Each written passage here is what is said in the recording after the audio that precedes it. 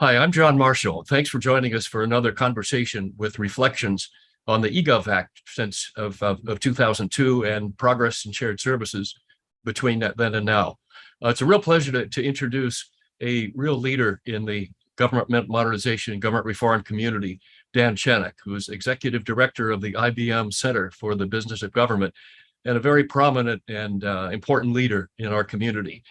Dan, I'm sure most people know of you from your role at the IBM Center.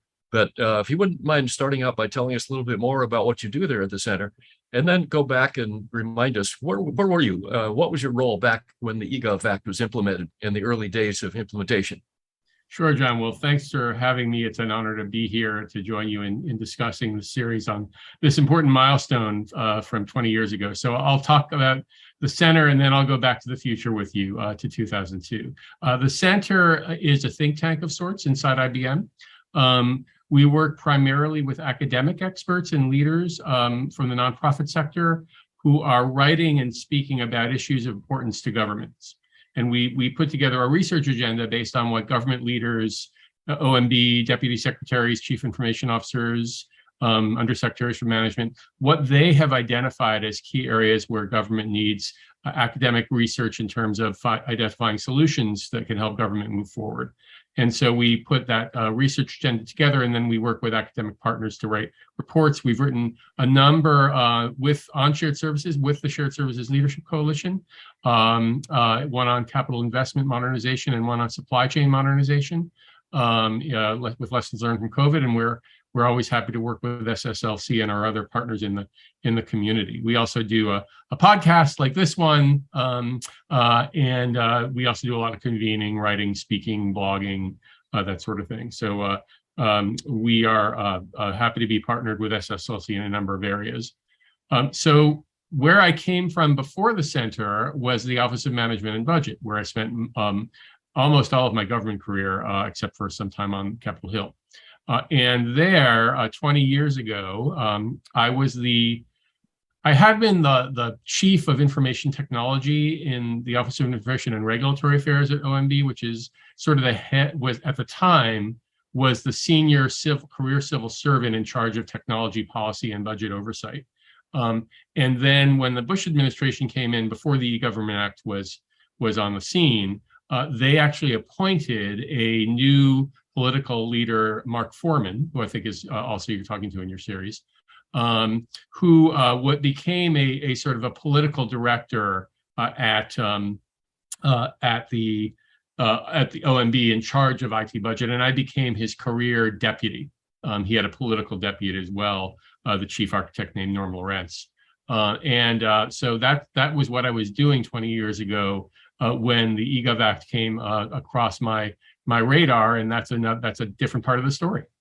Yeah, what a great setup, Dan. So you were doing your thing in a role of overseeing executive branch IT modernization, and the eGov Act was passed, and you had a new administration that was getting its feet on the ground at that time. So what was it like? The eGov Act passed, and did the administration see it as something helpful, or oftentimes OMB's attitude towards government reform legislation is thanks, but we don't need it?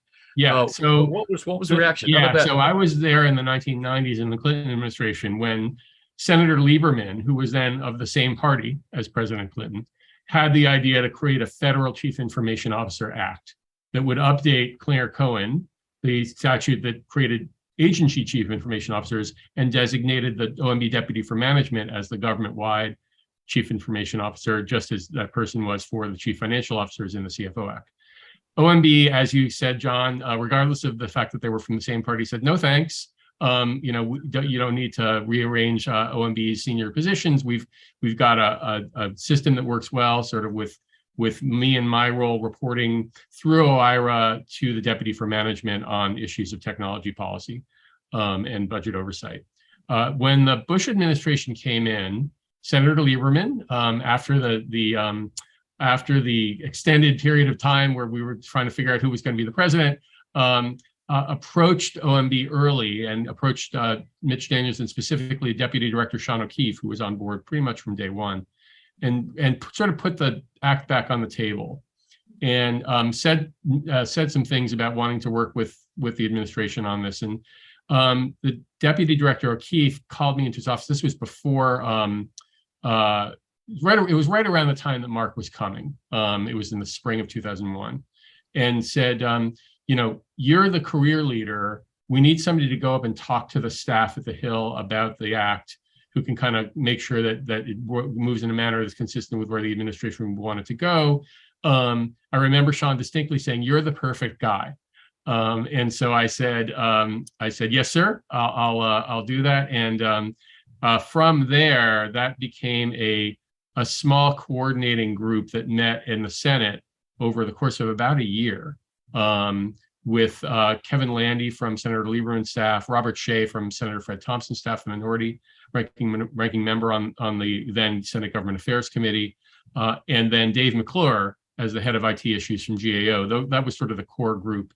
And my role was to take ideas that came forward from the Hill staff, and then kind of use the OMB process to make sure that the administration gave those ideas a good vetting, all the agencies could weigh in, and then after sort of we got that for each particular issue, I would go back to the Hill and we would sit down and kind of work through, here's where the administration agrees, here's where we disagree, here's some areas for change. And so that process kind of went back and forth for about a year. Wow. So it was bicameral and it was bipartisan, and it actually involved collaboration between the executive branch and the Congress. What a refreshing thought. Absolutely. And the bill, Mark was very involved, sort of working with me as I was doing that work, negotiating during the basically summer, fall of 2001, and then into 2002. And the Senate, we finally got into shape where the administration could support it. And the key agreement that led to the administration going from, yeah, we're looking at this and we'll talk about it, to yes, we can support it, was because the Senator Lieberman staff was continuing to push for either a federal CIO or somebody with a similar title who would be Senate confirmed, who would go through that process. And OMB Director Mitch Daniels believed, as by the way does Max Steyer now with Partnership for Public Service, he's pointed that out even this week in some articles that he wrote, wanted to reduce the number of Senate confirmed officials because the process is just so elongated and so difficult to get people through in a lot of different jobs, especially management jobs. And so it was when we had basically said, well, we don't want a political official at OMB, just like the Clinton administration said at the time. And then we kind of said, all right, we'll be okay with a political official, meaning Mark or his role, being designated in the statute, but not being Senate confirmed. So each side kind of gave a little bit, and that's how the administrator for e-government was basically agreed on, was as a political appointee, a presidential appointee, but not a Senate confirmed appointee. And that was not a common role at OMB. That had not been done before, but that's kind of what the linchpin was that enabled us to move forward with all the other provisions. Okay, so what happened then, Dan? The act passed, and you had an agenda, I guess, at OMB and through the Bush administration, was about a year into its term. Then, how did the world change, and Right. how did it impact your agenda when all of a sudden you had this act to implement? So there's still more to the creation story, that just a brief story. By the way, that agreement was actually finalized at Cactus Cantina on Wisconsin Avenue. It's a great Washington trivia fact. So over at least one margarita. Really? The Senate passed the bill by unanimous consent. So it went through. I think it was attached. I can't remember what the vehicle was, but the bill went through.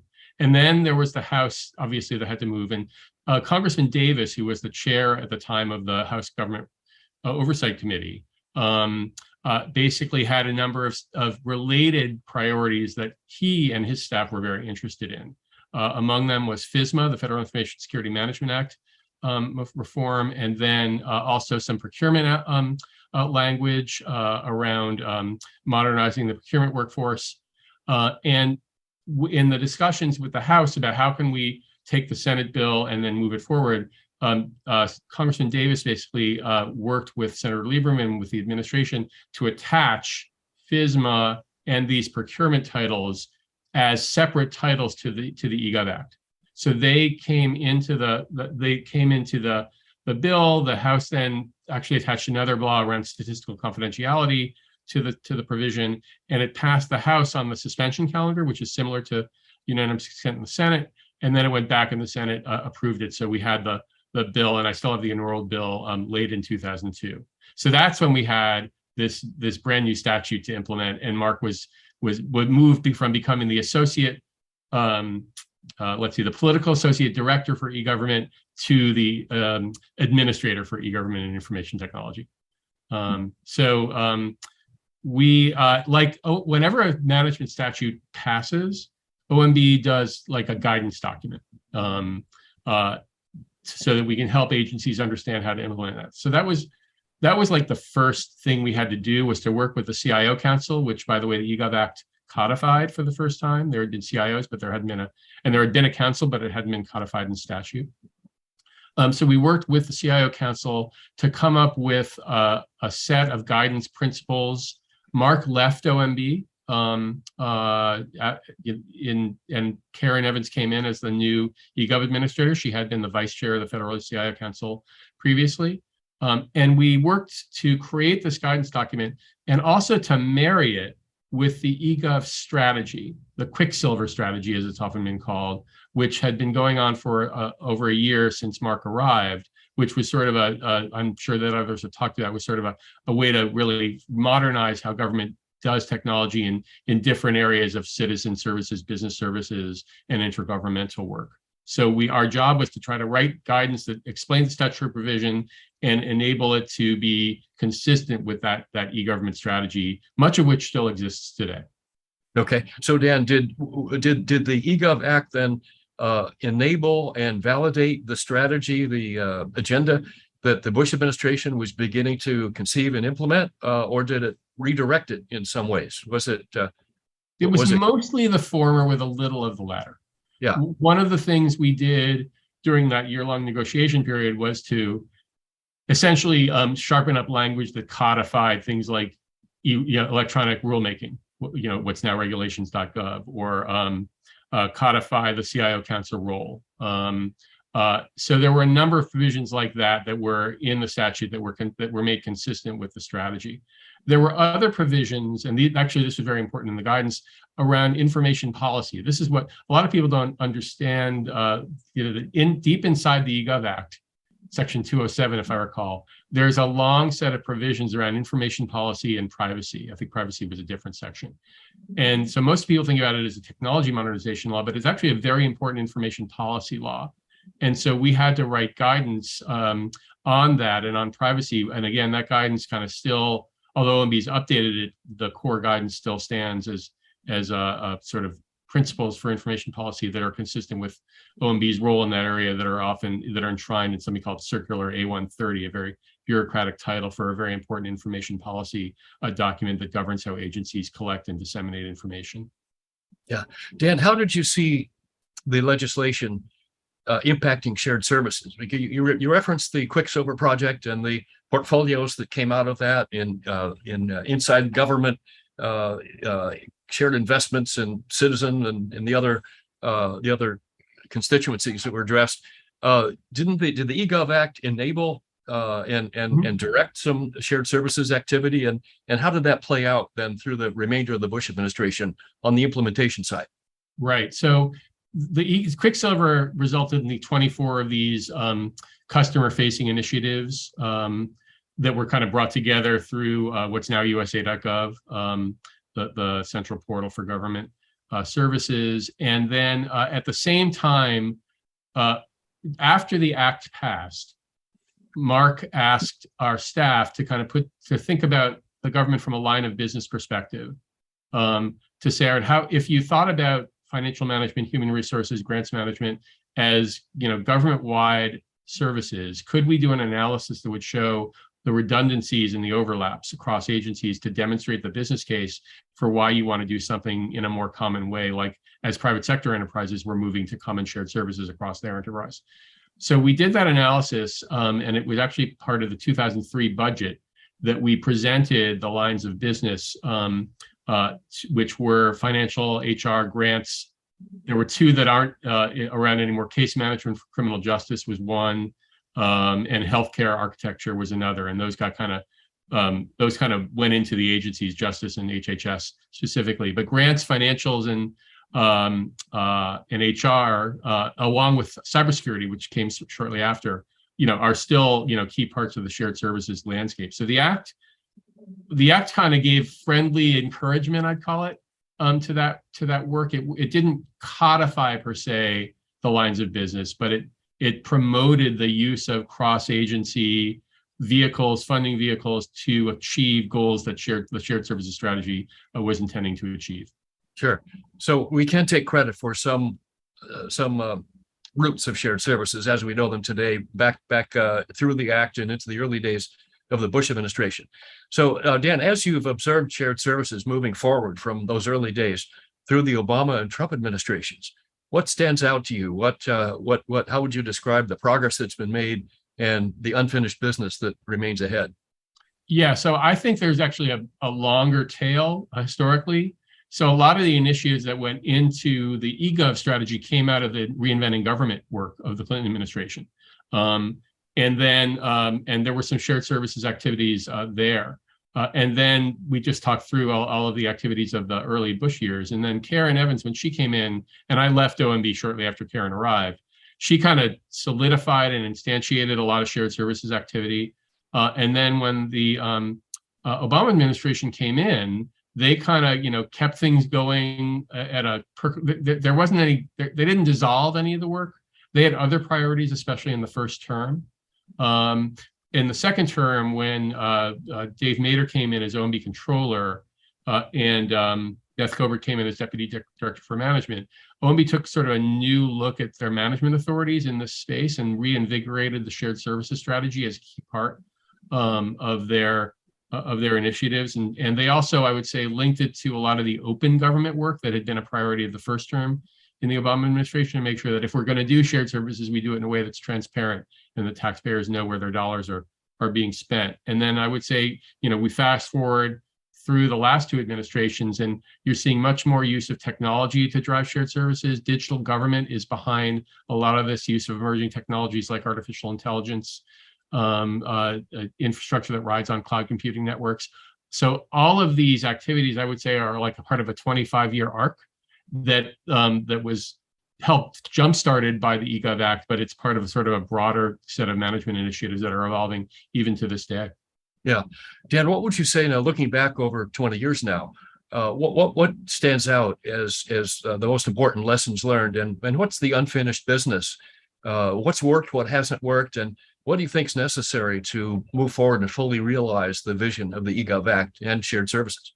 Sure. Well, I think, first of all, thinking about them not as separate from program and mission, but as integral to the success of agency programs and missions. People think about the government and they think about the missions that it supports, whether it's the Department of Homeland Security for public health and safety, or Department of Health and Human Services in a future pandemic, or in current days, or the Department of Education delivering financial aid. Technology, e-government, and shared approaches to common elements are a key part of delivering services successfully and efficiently. You want agencies to focus on their mission and not have to build lots of different redundant sort of back office settings for technology and human resources and financial management. So making sure that you draw that link, because a lot of people think, oh, this is a technology thing. And so this is a technology thing that is critically important for success in the long term on mission achievement. So that's one. Second point would be to involve the recipients of services. And I would give credit to the US Digital Service and AT&F for bringing a lot of sort of modern thinking about public engagement and agile delivery, iterative delivery, sort of, rather than thinking about this as a big as big sort of steps forward, breaking this into small pieces, breaking technology and shared services delivery, talking to customers about how they're feeling about that, what results they're seeing, and then making iterative improvements. That's something that I think is a lesson learned to expand. And then, of course, partnering with industry, using creative approaches. We wrote about this in our report with SSLC around capital investment, about creative ways to use the procurement process to incentivize industry to invest in modernization through shared services. So those are three of the lessons I think that we've seen where there's been success. Some of the problems that you talked about, some of sort of what's the unfinished business, I would say cybersecurity is, has, if any, magnified, considerably, if not exponentially, as a threat in the last 20 years. And so thinking about building a cyber strategy into every shared service activity, every eGov activity is something that, should be thought of at the beginning and not sort of left to the Chief Information Security Officer to kind of think about how do you wrap it up at the end in security. It needs to be part of the planning. I think that linking, similar to the mission part, linking digital government to the core work of the agencies is something that we continue to need to focus on in a similar way. That the IT budget, so being from OMB, I talk about the budget, is done in a way that's often separated from the fiscal budget, and so there's not necessarily a good link between what agencies are spending on technology and how that compares to the money that Congress is appropriating. From an empirical perspective, it sort of has to be done by hand. So improving that using things like technology business management and other similar tools to provide greater visibility on technology is something that the government still needs to move into. Yeah. Dan, if there were one big idea that you could offer to Jason Miller, the DDM at OMB now, and I'm sure you have those conversations privately with him, but if there's one that you might share with our audience, what might that be? The CXO functions are not separate. They are interrelated, and they matter greatly for how missions are delivered and for achieving the priorities of the Biden administration in terms of climate change and COVID recovery, economic revitalization.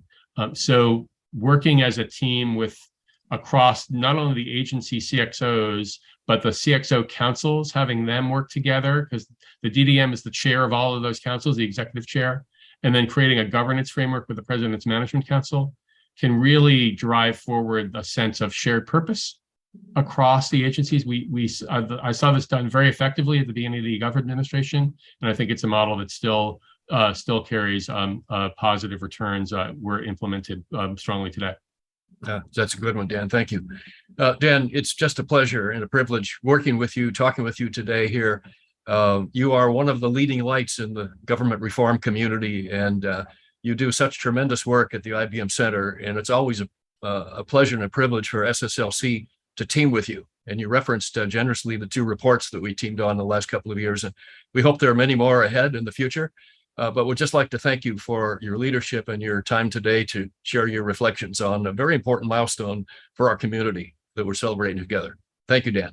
Thank you very much, John. It's been an honor to talk with you, and I should note that you played an important role in the story when you were the Chief Information Officer at U.S. Agency for Information International Development, I should say, AID, and then the Chief Operating Officer for that agency. So thank you to you for your service and to the successful work you've done with SSLC over the years.